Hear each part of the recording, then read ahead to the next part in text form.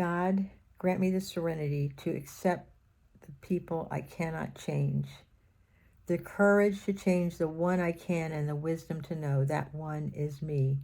That is a form of the serenity prayer that I really like, and it really helped me this week. And I want to do a shout out to the individual who recommended it when I was losing my shit yesterday. To follow up on the losing my shit yesterday, or the day before yesterday, I did say my final goodbyes. I did to my father-in-law, as in his hospice situation, in a ridiculous situation. To me, it was ridiculous. How I left him was just with love, and then I told my ex-husband that I was done, that I said my goodbyes, and he would never see me again. You know, when I deal with a narcissist, I wanted to share this with you. There are different versions or different spectrums of narcissism, and this one is a covert one. He's very sneaky. But what I learned a long time ago with him was that you cannot control him. There's nothing you can say to a narcissist that makes any kind of sense to them. They are all about control. They are all about not accepting accountability. They're all about being sneaky, especially the covert ones. And when I said to him, when I asked him, I thought we talked about this. I know we talked about this, and that I would take care of it. I would do it. And he said, well, what am I supposed to do? And the answer my cousin gave me was, just don't go to the damn bike week.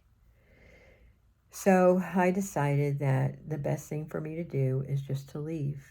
I couldn't change him. I couldn't change the situation.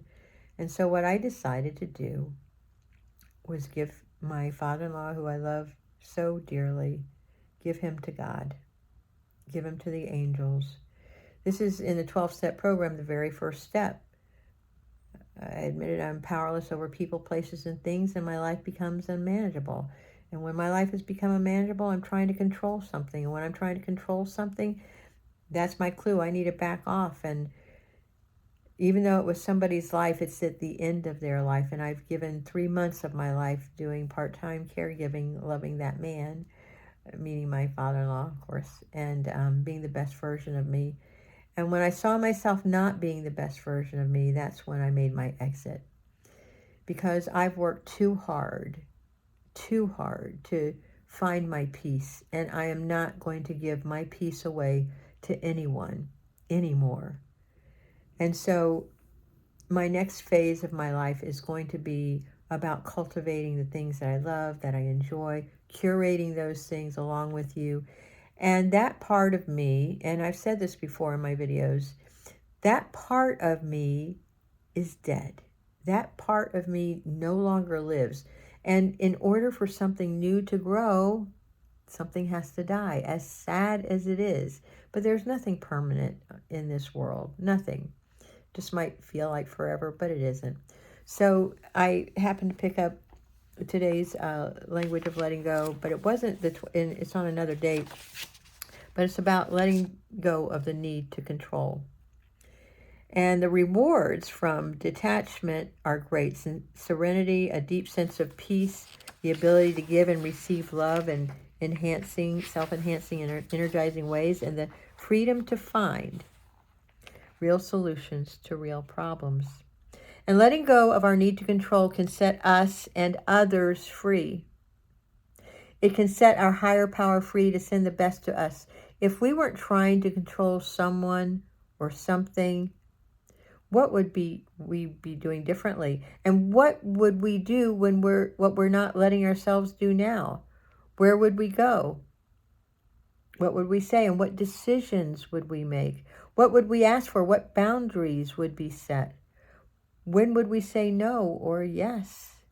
If we weren't trying to control whether a person liked us or his or her reaction to us, what would we do differently? If we weren't trying to control the course of a relationship, what would we do differently? If we weren't trying to control another person's behavior, how would we think, feel, speak, and behave differently than we do now? What haven't we been letting ourselves do while hoping that self-denial would influence a particular situation or person? Are there some things we've been doing that we'd stop? How would we treat ourselves differently? How would we let ourselves enjoy life more and feel better right now? Would we stop feeling so bad? Would we treat ourselves better? If we weren't trying to control, what would we do differently? Make a list and then do it. Today I will ask myself what I would do differently if I weren't trying to control. And when I hear the answer, I will do it. God, help me let go of my need to control. Help me set myself and others free. And that's what I did for myself today. That's what I did for my former father-in-law. And that's what I want you to do, is look at the parts you need to let go of that you're trying to control, and use that serenity prayer that I had up at the very top to help you with it. If you like my content, please like, subscribe, and share it with somebody, because somebody could benefit from it. I love you.